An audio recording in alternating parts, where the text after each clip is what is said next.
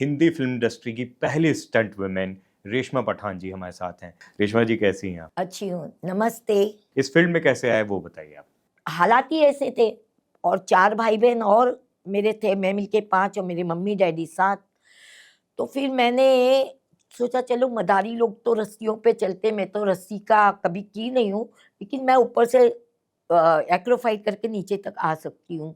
उसमें लोग पैसा दे दिया करते थे। डर नहीं लगता था? अगर मैं ऊपर जाके ज़रा सा भी डर गई ना तो मैं नीचे तक नहीं आ सकती। तो वहाँ पर है ना अज़ीम भाई फाइट डायरेक्टर थे जो, वो वहाँ से गुज़रे थे। तो उन्होंने देखा ये लड़की इतना हाइट से ऐसे आ रही है और लोग पैसे दे रहे। जब इनके पास में आई तो उन्होंने मुझे 2 रुपए दे दिए। उसके बाद बोले तुम्हारा एड्रेस दो। एड्रेस क्यों चाहिए? बोले दो, मैं तुम्हारे अब्बा से मिलना चाहता हूँ। तो वो मेरे अब्बा के पास आए दूसरे दिन। उस वक़्त इन लोगों के सब ख़्याल में होता था कि अच्छे घर के बच्चे फ़िल्म लाइन में नहीं जाते हैं। तो उस हिसाब से उन्होंने ना कहा। आपके पहले तक सिर्फ लड़के करते थे, सिर्फ लड़कियों का लड़के ही मेंबर थे।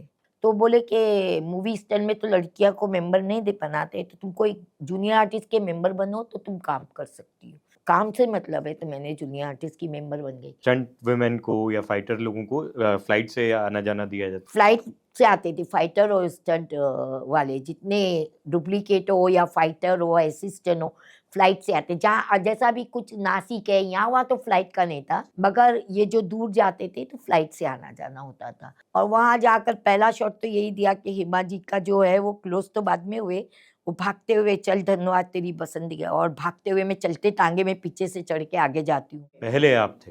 फर्स्ट स्टंट वुमेन, लेकिन उसमें सब में से कोई को राइडिंग नहीं आती थी। पाप और पुण्य में मैंने कैमल तो कभी चलाया नहीं था, तो पाप और पुण्य में कैमल भी चला लिया मैंने। सिर्फ बताया गया कि उसकी मुंडी आगे नहीं रखना, मुंडी मारता है वगैरह। उसमें बताया जाता है कि शर्मिला जी बैठती हैं उस पर और वो ऊँट पागल हो जाता है, और रेगिस्तान का है सब पूरा, और पागल होकर फेंकने के ये इसमें रहता है वगैरह, एकदम भागता है, ये करता है वो करता है। वो शॉट मैंने दिया है। और ये पापड़ पुण्य के टाइम सेफ इतना सा था, मेरे साथ उसका फोटो है। अभिषेक बच्चन, श्वेता अमी जी की मर्द में आए थे बच्चे दोनों, तो ईशा देओल का मेरी गोद में है फोटो। कई बार तो बहुत ही जोखिम भरे स्टंट के जान जाते जाते हुए थी, वो डब्बा वाला आप जो बता रहे थे जिसमें जी आग लग हाँ, गया। हम तेरे आशिक हैं, उसमें भी हेमा जी का डुप्लीकेट था। और उसमें मेरे कपड़े जो थे हेमा जी के डुप्लीकेट के भी, और हेमा जी के सिल्क के आते हैं ना, प्योर सिल्क के थे। एक ऐसा ऐसा बॉक्स बना हुआ है इतना ऐसा कि हेमा जी बचने के लिए उसमें छुपती है, वो जाली में से उसके पैर दिखते हैं देव कुमार के, और वो देखती है तो देव कुमार को मिलती नहीं है, तो वो आग लगा देता है सबको, हर चीज को, तो बॉक्स को भी लगा देता है। मंसूर भाई ने ये बोला था, वो जो लकड़ा लगा रहा है ना पीछे, जो प्लाई लगा रहा था, उसको बोला था तू है ना इसको ऐसे ही अटका के रखना, इसको कीले नहीं मारना। उस बेवकूफ ने मार दिया कीले, मैं अंदर घुसी, उसने कीले मार। अब आग लगी एकदम भड़क गई। मास्टर जी मेरे को क्या बोले थे, मैं कट बोलूंगा ना तो रेशमा तू खाली धक्का देगी और निकल जाना बाहर। अब मैं मार रही हूँ खाट खाट खाट। इतने में मंसूर भाई को समझ में आया, तो वो पाड़ाई आती है ना ऐसी यूं रहे लंबी, इतनी तो छोटी, वो लेकर आया वो प्लाई को। मेरे को बोले रेशमा संभाल करके, नहीं जो प्लाई को ऐसा मारे है ना तो वो प्लाई फट गई, और मंसूर भाई ने जो यूं करके ये किए ना तो पूरा खुल गया, और मेरे को बोले हाथ डाले, जल्दी आ रेशमा करके निकल।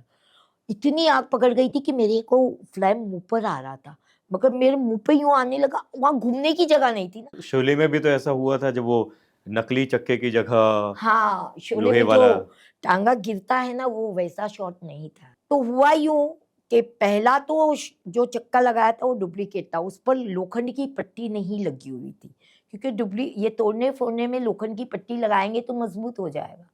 तो वो तो एक पत्थर से टूटकर काफी दूर जाने के बाद ये टूटता है, तो वो किसी ने ध्यान नहीं दिया, वो चक्का लगाया जो, उसने लोखंड वाला ओरिजिनल लगा दिया। अब वो ओरिजिनल था तो उससे जैसे ही टकराया ना तो टांगा पूरा ही उड़ा, तो मैं भी हवा में उड़ गई, और जब मैं गिरी टांगा उधर ही गिरा।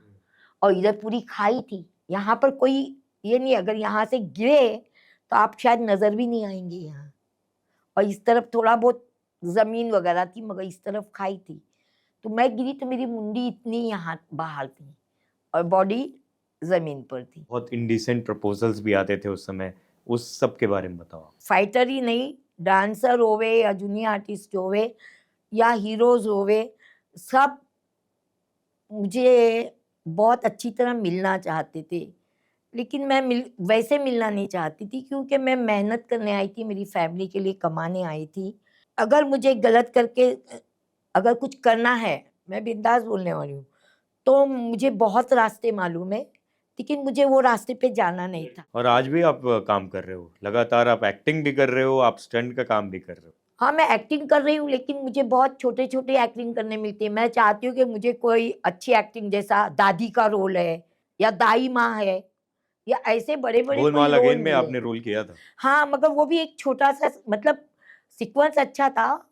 और एक तो डैनी की पिक्चर की थी मैंने, उसमें तो मेरा बहुत अच्छा रोल था। डैनी की राइट हैंड होती हूँ, डाकू होती हूँ। मैं वो किसी कारण 50% बनकर कुछ आगे नहीं बढ़ सकी। शायद वो बन जाती तो शायद और मुझे चांस मिलता। रोहित शेट्टी ने भी तारीफ की थी आपकी। रोहित जी भी मेरी बहुत तारीफ किए थे, यहाँ तक कि वो जो गिरके ने शॉट दिया ना, तो रोहित जी आकर मुझे लपट लिए थे एकदम। और उसका तो विलन है जो प्रकाश राज, वो तो स्टार्ट में पता चला ना कि मुझे धक्का देना वगैरह है और ऐसा है, तो वो मैं बैठी हुई थी तो मेरे पास आए, देखिए माँ जी, मैं आपको टच नहीं करूँगा, खाली हाथ लगाऊँगा।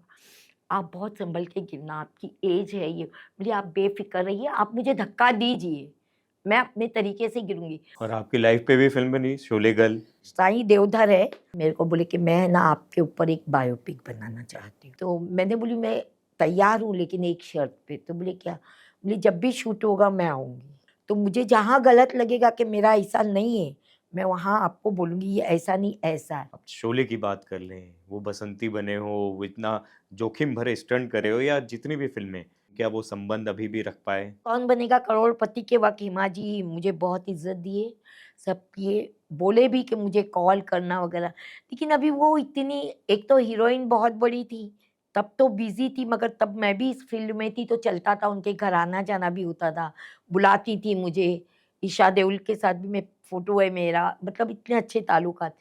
अब वो पॉलिटिक्स में भी हैं, तो वो बटी हुई हैं, प्यार करती हैं वो, मगर उनके पास अब इतना वक़्त भी नहीं है।